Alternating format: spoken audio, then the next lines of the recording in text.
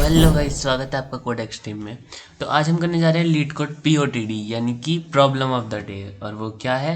1128 number of equivalent domino pairs. तो मैं आपको एक ही अप्रोच बताऊंगा जो कि सबसे इजी अप्रोच है इस क्वेश्चन को करने की। हाँ, पर वो नहीं है, वो मत समझना कि मैं वो बताने वाला हूँ। क्या होता है वो? Brute force. हाँ, ब्रूट फोर्स नहीं बताने वाला हूँ आपको। आपको एक इजी अप्रोच बताने वाला हूँ, पर वो ब्रूट फोर्स नहीं है। तो क्वेश्चन पढ़ते हैं। इजी लेवल का है। Given a list of Domino's. भले ही ये इजी लिखा है इसमें, पर इतना इजी भी नहीं था, मतलब जितना लग रहा है। तो given a list of dominoes, dominoes का i equal to AB is equivalent to Domino's का J equal to CD if and only if either A equal to C and B equal to D or A equal to D and B equal to C. That is, one domino can be rotated to be equal to another domino. यही है main line, ठीक है। फिर क्या है? Return the number of pairs i j for which zero should be less than equal to i should be less than j should be less than dominoes dot length and dominoes का i is equal to dominoes का j. तो सार बात ये है कि हमें बताना है कि जैसे ये 1,2 है ना, तो ये डोमिनोज का क्या है? आई है ना। एक एक पेयर, ये एक पेयर है, फिर ये अगला पेयर है। तो देखो, ये तो 1,2 है, तो 1,2 है, और फिर ये भी 1,2, फिर ये भी 1,2 है, फिर अच्छा, इसमें मैं बता नहीं सकता, चलो इस वाले में देखते हैं। ये 1,2 है और ये 2,1 है। तो हमें देखो करना क्या है ना, पेयर्स को काउंट करना है कि कौन से पेयर्स में ऐसी सिचुएशन है। देखो कैसी? A equal to C and B equal to D, और A equal to D and B equal to C. मतलब कि मान लो कि इसको देख रहे हैं हम, इसको मैं यहाँ पे बना देता हूँ चलो आपके लिए।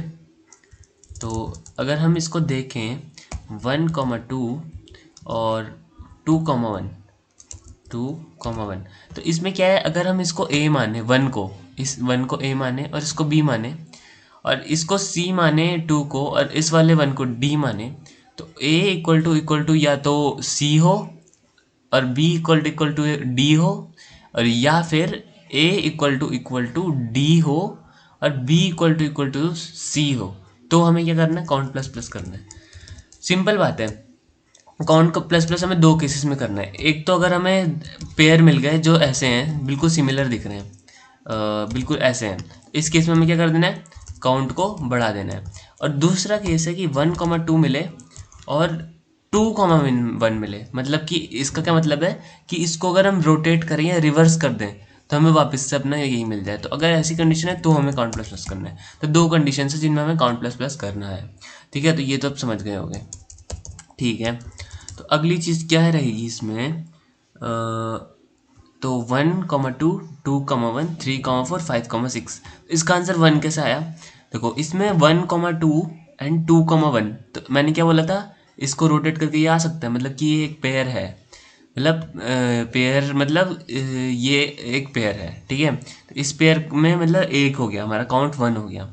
तो अब इसके बाद अगर तुम देखोगे तो कोई भी ऐसा नहीं है जो और बढ़ाए काउंट को।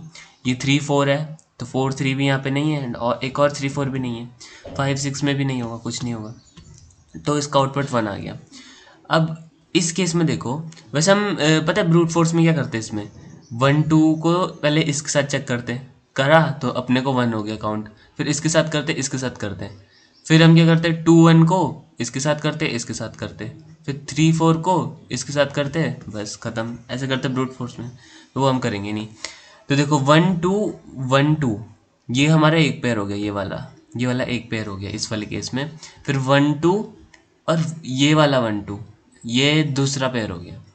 फिर 1,2 और ये वाला 1,2, ये तीसरा पेयर हो गया हमारा। तो इसमें 3 पेयर्स हैं, समझ गए ना कैसे बोल रहा हूँ? तो यही है अपना क्वेश्चन।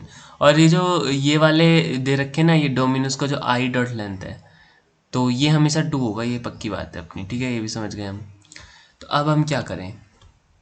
तो देखो क्वेश्चन समझ के तो हमें ये समझ आ गया होगा कि हमें ये जो 1,2 मिला है ना, इसको कहीं याद रखना है, और आगे जाके अगर हमें फिर से वही मिल जाए तो काउंट प्लस प्लस करना है। इसका मतलब हमें ये वैल्यू फ्यूचर के लिए स्टोर करनी पड़ेगी कहीं पे। और अगर हमें ऐसा करना है तो हमें कोई डेटा स्ट्रक्चर यूज़ करना पड़ेगा जिसमें हमें इसको स्टोर करना पड़ेगा। तो मुझे लगता है मैप इसके लिए सबसे सही रहेगा और मैप का इसमें हम यूज़ करेंगे। तो यही अप्रोच रही है हमारी मैप वाली। तो इसमें क्या करेंगे हम कि 1 और 2, तो इसको 1 और 2 वाले को क्या करेंगे, इंक्रीमेंट कर देंगे मैप में, प्लस प्लस कर देंगे, समझ रहे हो। तो हम ऐसा करेंगे। तो देखो चलो हम इसको जितना हमने सोचा उतना करके देखते हैं पहले। तो int n equal to p नहीं आएगा यहाँ पे, int n equal to dominoes dot size. ठीक है, तो इससे हमने साइज़ निकाल लिया है, इसकी हमें ज़रूरत पड़ेगी। अब हम क्या करेंगे, लूप लगा देंगे अपने इसमें, for int i equal to 0 i should be less than n and i plus plus. तो हमने लूप लगाया।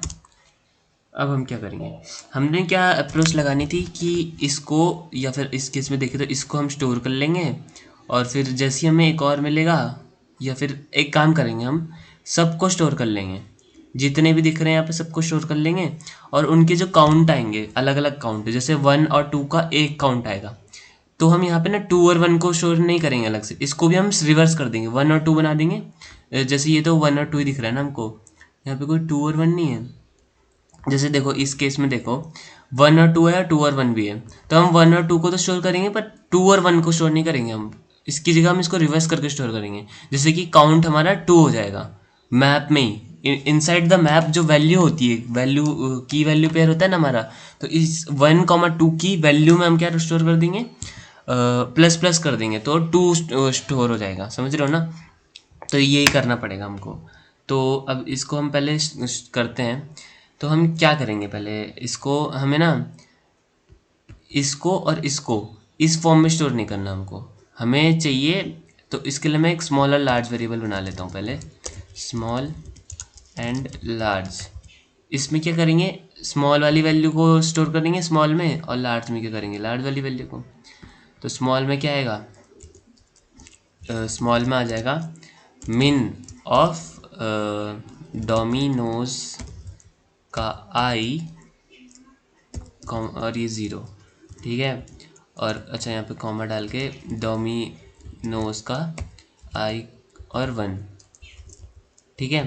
तो ये मिनिमम वैल्यू स्मॉल में आ जाएगी और लार्ज वाली वैल्यू आ जाएगी इसमें। तो डोमिनोज का आई 0, डोमिनोज का आई और 1, ठीक है। तो अब हमने स्मॉल और लार्ज वैल्यू तो रख दी है अपनी। और हाँ, हमने अभी मैप तो बनाया ही नहीं, तो मैप बना लेते हैं। तो उसके लिए अनऑर्डर्ड मैप बना दिया है। इसमें इंट टाइप के स्टोर करेंगे हम, इंट इंट और m, ठीक है। तो मैप भी ले लिया है अब हमने। अब इसमें ना एक और चीज़ है देखने लायक, कि हम ना इसको डायरेक्टली नहीं डाल सकते, क्योंकि जब मैं करके देख रहा था ना इसको क्वेश्चन को, तो मेरे एक चीज़ आई थी जिससे मुझे प्रॉब्लम हुई थी कि हम ना ये पेयर होता है ना, जो पेयर, इसको एक साथ की में नहीं डाल पा रहे थे।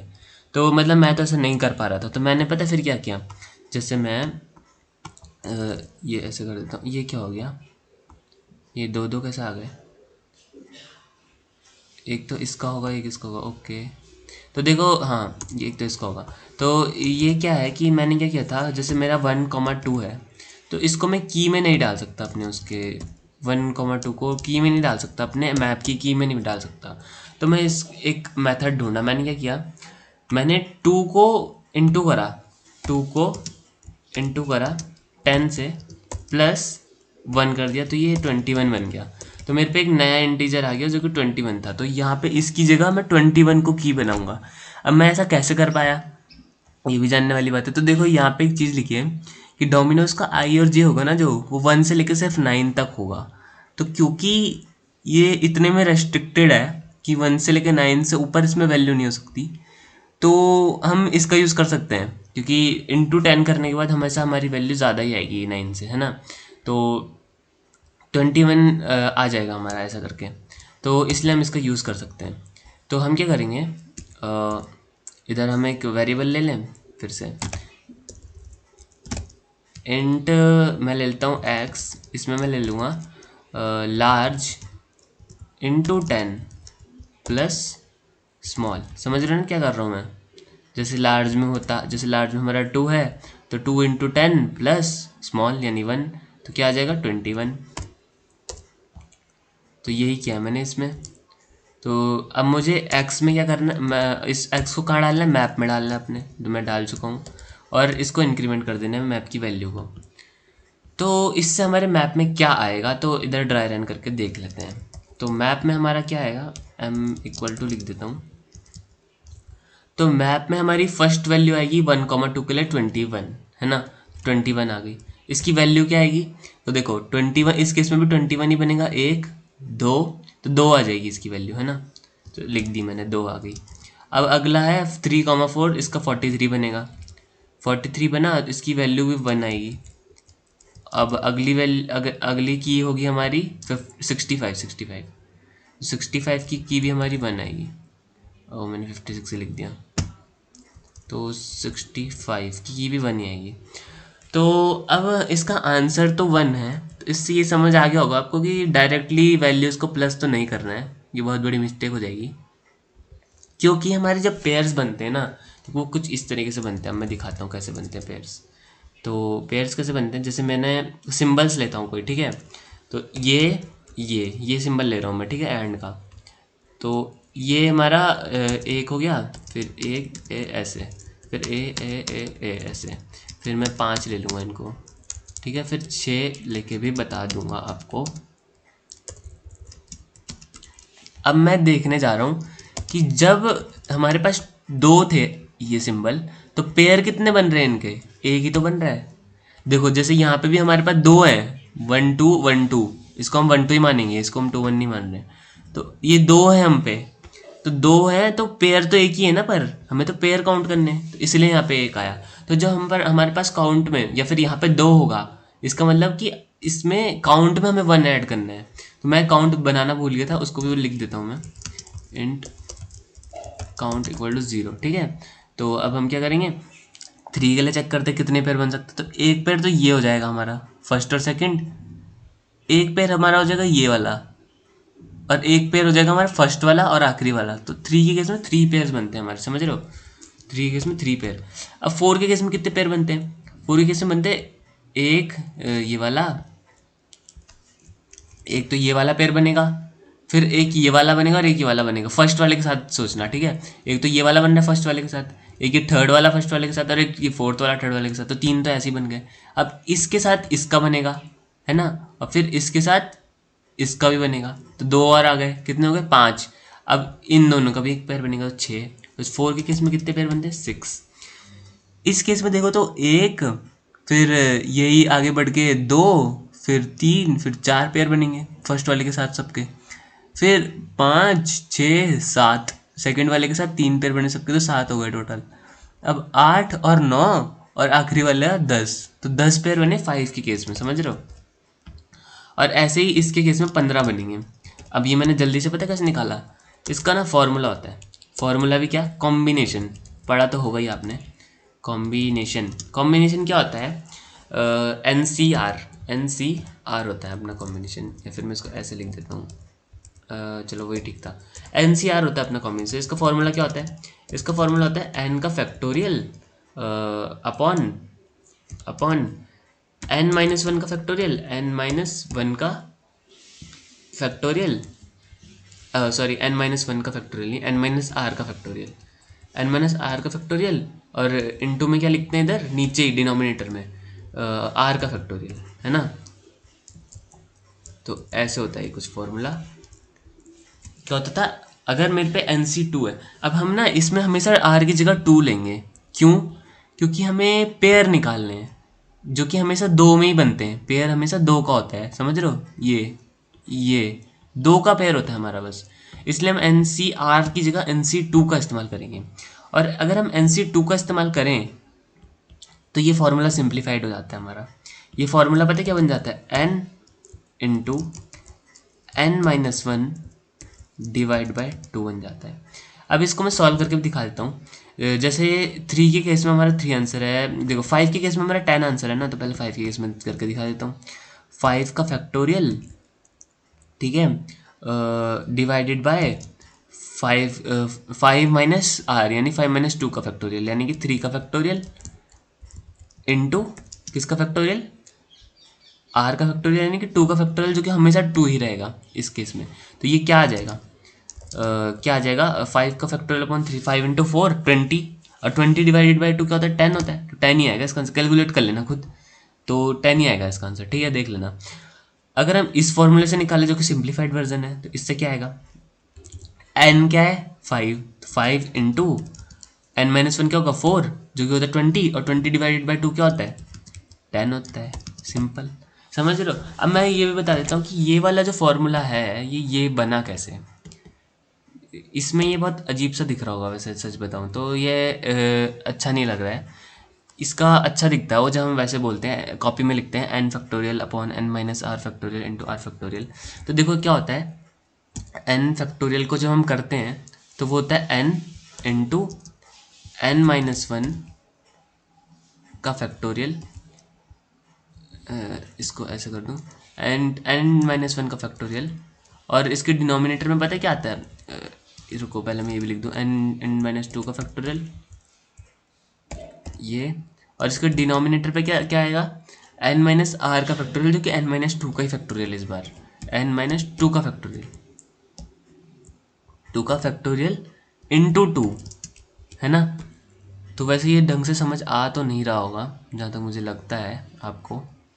तो चलो मैं क्या करता हूँ, इसका स्क्रीनशॉट लेता हूँ और आपको इधर समझाऊंगा, स्क्रीनशॉट में इधर बता दूंगा, इधर अच्छे से समझ आ जाएगा। तो क्या है ना मामला, मामला कुछ ऐसा है कि हमारे पास है एन का फैक्ट, ओ ये तो बहुत बड़ा लग रहा है, चलो जितना बड़ा होगा उतना मजा आएगा, ठीक है, क्योंकि बड़े में सही लिखा जाएगा। तो एन का फैक्टोरियल, एन का फैक्टोरियल अपॉन, ये होता है ना फार्मूला, देखो मैं जिस फार्मूले की बात कर रहा था, एन का फैक्टोरियल अपॉन n-r का फैक्टोरियल, n-r का फैक्टोरियल इंटू आर का फैक्टोरियल, और आर हमारा हर केस में क्या होने वाला है, 2 होने वाला है, समझ रहे हो, आर हमारा हर केस में 2 होने वाला है। तो क्योंकि हमारा आर हमें हर केस में 2 होगा, तो हम यहाँ पे लिख सकते हैं, देखो 5 के लिए करके बताता हूँ, 5 के लिए अभी करके बताता हूँ, पहले मैं इसको सिंप्लीफाई करके बता देता हूँ, n इंटू n-1, इसको मैंने बंद किया, इंटू n-2, समझ रहे हो ना क्या लिख रहा हूँ मैं, फैक्टोरियल निकाल रहा हूँ सिंपल, ठीक है, अपॉन, अब मैं क्या कर रहा हूँ, n-r की जगह क्या है, n-2 ही तो है इस केस के लिए, है ना, n-2, n-2 इंटू 2 इंटू 2, है ना।